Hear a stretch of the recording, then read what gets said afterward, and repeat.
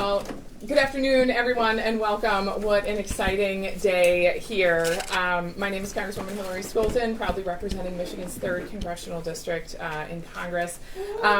Before I get started, I really want to thank the Urban League for hosting us and for being the reason that we are here.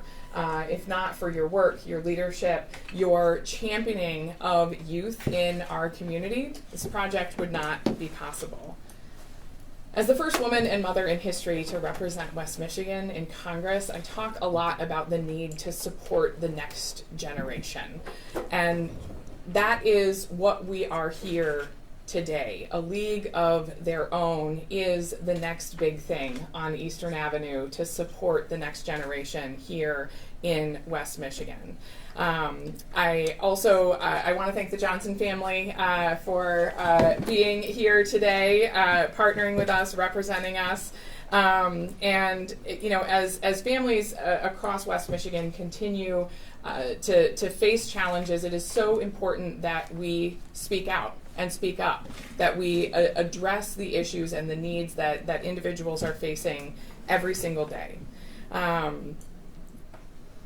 These community-funded projects are so essential. If you don't know what they are ways that individual representatives can advocate for resources back home in their district. It doesn't have to go through the state, it doesn't have to go through the city, it doesn't have to go through a nonprofit. It comes directly to the organization from the representative themselves, advocating directly through the appropriations process. Each year, we get to select a handful of different projects that we want to prioritize.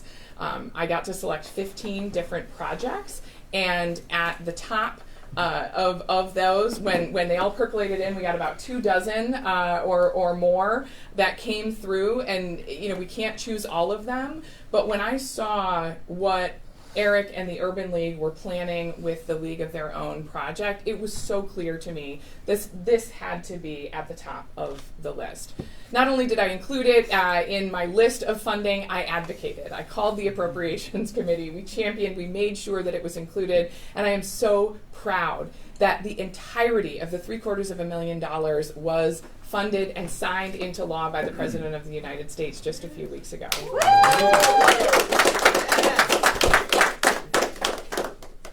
With the expansion of this facility comes the expansion of an already expansive list of services that they provide for kids in our community. The center will provide in-school and after-school program, job readiness training, college readiness training, and just a safe place for kids to be. Today, you're going to hear from the outstanding leadership team at the Grand Rapids Urban League and meet one of the amazing families who will talk about what the project means to them. But again, I want to thank you all for partnering with the Urban League from the beginning so that this project itself could be possible. Together, we're moving West Michigan forward in a just and equitable way for all. Yes. Thank you.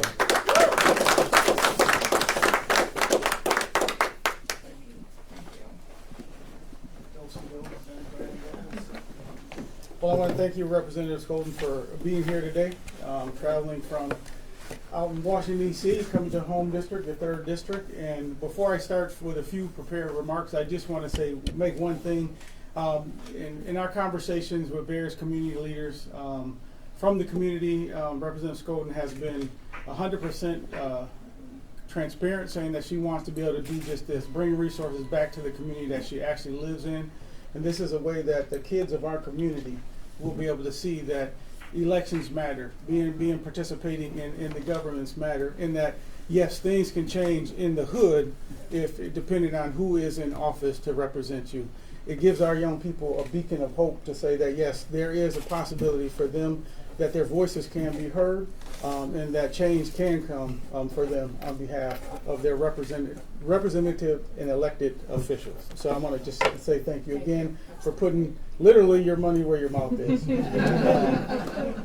We were in this very room and she committed to myself and several other leaders that she will do that as long as she's in office. And this is just a testament to her holding true to her word. So I want to thank her. I want to thank the elected officials I have here. City Commissioner, thank you for being here today. my board members that are here today, my staff, a few of them have been able to join the room. I know that a couple other commissioners were trying to make it today, so I thank everybody for their efforts. Thank the Johnson family for being here today as well.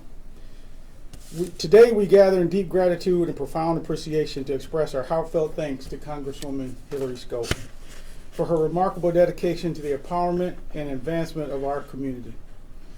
With her visionary leadership and unwavering commitment to education and youth development, Congresswoman Scholten has bestowed upon us a gift of immeasurable value, a significant grant to the Urban League of West Michigan for the development of our youth center, as it's been called, a league of their own. We are so grateful to Congresswoman and her commitment to West Michigan, and in particular, her commitment to the young people, especially black and brown young people and youth, to thrive and both socially and academically. The acquisition of this space will contribute to their long-term success and future, as has been mentioned. Acquiring this building grew out of the work that we undertook in 2021 during the COVID-19 pandemic, when kids were out of school and parents were wondering what was going on with them. Our study entitled Black Voices found that when asked the question, "What do you need to be successful?" overwhelmingly they replied, "We want a place that's safe, affirming, comforting, a place where we can be encouraged to be our best. We want an urban league of our own." These youth, knowing that the Urban League serves a bridge to opportunity for housing, employment, health, and their own education, challenged us to give them a league of their own. And thanks to committed partnerships represented here today, one being our Grand Rapids Community Foundation, which is a vesting partner in this project as well, we are one step closer to fulfilling that dream. I am forever encouraged and inspired by the words of leaders from the past that spoke about the value of education, and you can see those on the banner behind me. Nurtured by a heritage of struggle, setbacks, and victories, a deep sense of community, we are the Urban League, and we are driven by the capacity to dream, love, and care for each other, especially our children. Those that have been at MOK breakfasts know that one of the questions I ask is, how are the children? I won't go into that today for time, but I think that's a good measure for us to be understanding on how we are doing as a community, is what is the status of our children. Again, I referenced those education quotes, and please take a chance to look at those at your own time. But I believe that those quotes have provided the foundation for what it is that we do with the Urban League as far as with our education programming, empowering the lives of young people to change their communities. Empowering them to as well challenge the status quo, dismantle barriers, and create more and just and equitable society for all.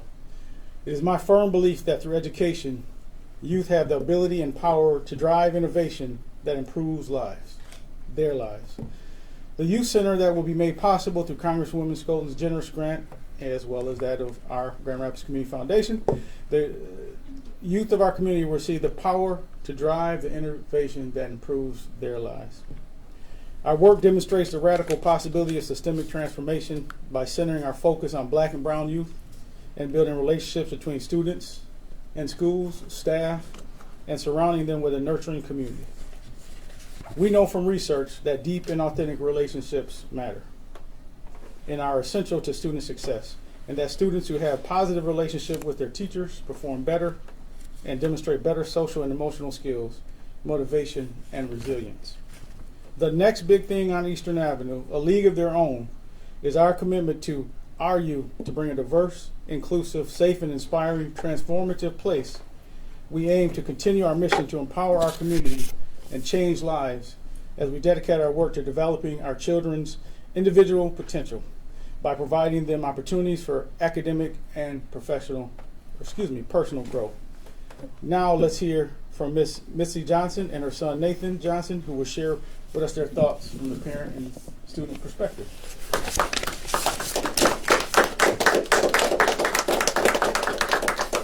Thank you.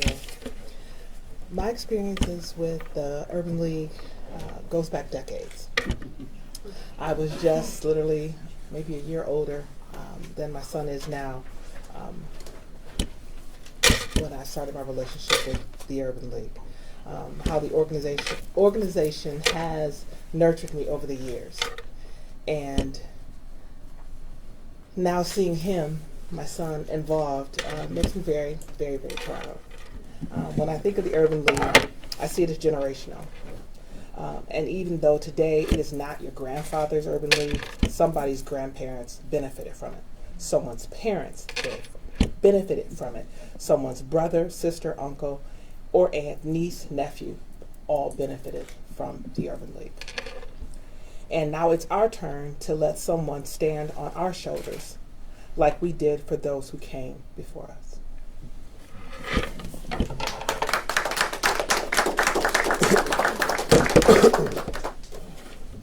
A league of their own can definitely help get students like me ready to compete in the next generation of the workforce, and that is in the STEM careers. The youth programs at the league teach us from the time we wake up in the morning to the time we go to bed at night. Everything you do has some sort of science, technology, engineering, or math in it. So let's continue to prepare ourselves for the future, and the Urban League can definitely help make that happen.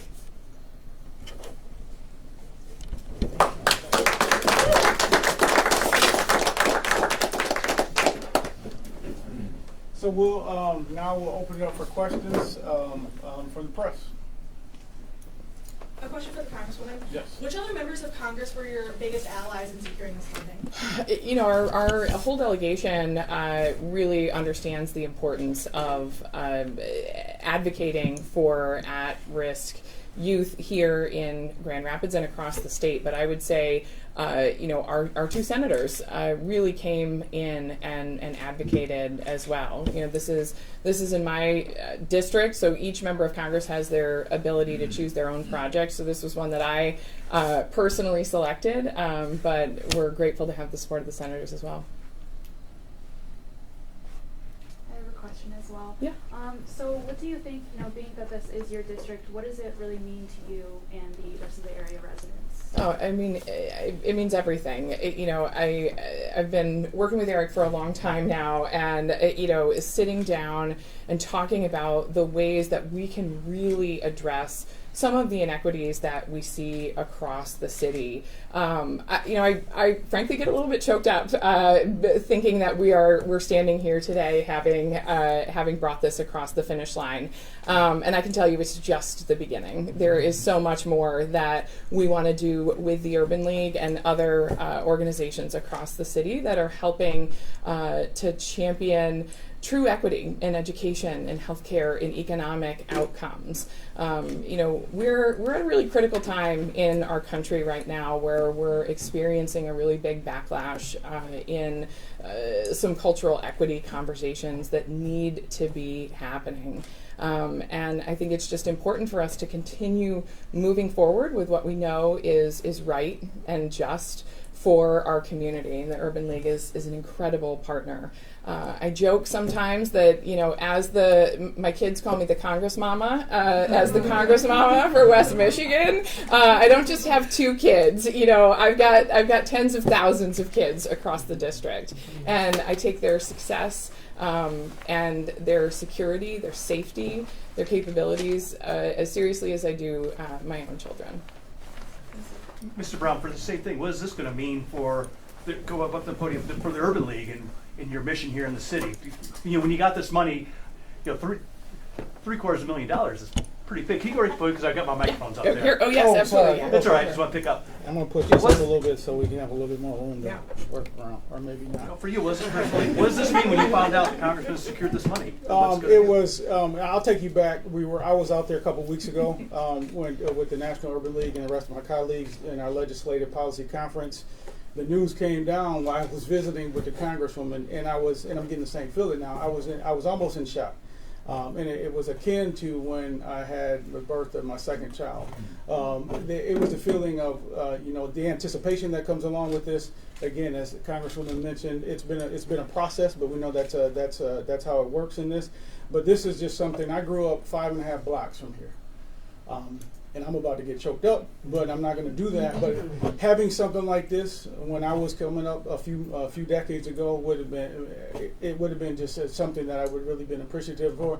This is going to allow us to just transform the work that we're doing and do some amazing things with our youth, bring our facilities and our services into the current century so that we're able to do some cutting edge stuff with them, making sure, as Nathan said, that we're having STEM opportunities, career placement, career exploration type of opportunities. A lot of things that they're not currently getting in the schools right now, so that we're able to supplement what the various school systems are doing, so that we can wrap around, as I didn't read the quote, but as Frederick Douglass talked about, and I'm paraphrasing, investing in the youth instead of having to repair broken men. This gives us the opportunity to invest in the youth right now, and a positive example from what the government combined with our local philanthropy can do. I'm over the moon, honestly, because I really, again, I was in shock. I didn't really know how to respond because it's the first time that that I've been part of us receiving a grant like this. But we're looking forward to figuring out what we're going to do with the building, and then go ahead and moving forward with construction, so that we can engage the youth in a new way. And I assume we're talking about the building right next door, the red building right out the parking lot? Right across the street from the parking lot. And just some logistics, when are you going to break ground? When do you hope to have it finished? Well, we are in a play. We're going to do feasibility study on. We're going to actually look at the campus and see how we can best lay out things. And we're going to look to get hopefully started. And again, those that know me know I can maybe be a little optimistic sometimes. And she knows that I would love to get started by this fall, so that we can get going and really have things rock and rolling. So by next summer, we can use the facilities. Congresswoman, you started to talk about cultural equity, and there was a pretty tragic death in Grand Rapids last week. Given your experience in immigration law, what is your take on what the political ramifications of that will be, and what's your reaction to Republicans that have been using that as a campaign stumping point already? Yeah, I want to acknowledge just the absolute travesty and devastation of the loss of Ruby Garcia. One of the aims of the Urban League is to reduce violence in our community, and it was a violent, tragic death. A lot of my Republican colleagues have jumped right away to try to politicize this, many, not even expressing sorrow over her death first. And it's horrible to see that type of politicization. She was a daughter, she was a sister, she was a friend, she was a wonderful person in our community. Our Republican counterparts have loved to politicize these issues, but have not taken action that needs to be taken on the issue of immigration reform in this country. There are not one but two different options right now that they could take up. I'm a co-sponsor of the Bipartisan Dignity Act, the only bipartisan comprehensive immigration reform bill in Congress right now. Republicans are refusing to take it up. There's also a bipartisan border security supplemental that was negotiated in the Senate that they sent over to the House. We've been urging Republican leadership to take it up, and they refuse. They have come out and publicly said they're not going to do it because they prefer to have it as a campaign talking point. It's an insult to the death of Ruby Garcia that they're refusing to take action. We'll continue to push and champion comprehensive immigration reform that keeps our country safe. It is in her honor and in her spirit that we continue forward to do that. Can you tell us some of the important parts of that comprehensive legislation that you're talking about that would bring change to Michigan? Yeah, I'm happy to talk about that briefly. We are definitely here to talk about the Urban League and all the great work that they're doing today. But both bills contain billions of dollars in border security that we could get flowing to the southern border right now. The Bipartisan Dignity Act has $10 billion over the course of 5 years. The Senate version has tens of billions of dollars. It's allocated differently through ICE allocations. Some goes directly to the border, some goes to technology enhancements, but they would be immediate and instant flow to what we need. And again, are being they're refusing to take them up. So, yeah, thank you. Any other questions about the Urban League and the amazing grant that we were able to secure today? we're so proud to partner with the Urban League, and again, you know, I want to. I'm a little bit embarrassed to see these posters here. My part was so small. This is a testament to you and the families who have been a part of this organization for so long, to the board, the community foundation, and this is a true community partnership and just the beginning. Absolutely. And go ahead. Yeah. And before we close out, I do want to, this again, as the reference of the work that we said that started in 2021, that was actually as I was coming in, so I do want to shout out Brenda Moore, as she's sitting over there. She was in the interim capacity then, so it was under her leadership that this thing got initiated. But again, I appreciate you, and you're a bigger part than you give yourself credit for, and we appreciate that. But again, with our partners from our Grand Rapids Community Foundation and others, we will make this vision come to reality. This next big thing on Eastern will be coming to reality, and it's one of the most exciting things. As we see the development and the revitalization, as we might call it, coming down Eastern. We're excited to be part of that revitalization and other things to come as the next big thing. So, and standing on the shoulders of those that came before me and doing this work to allow us to even be here today. So, thank you.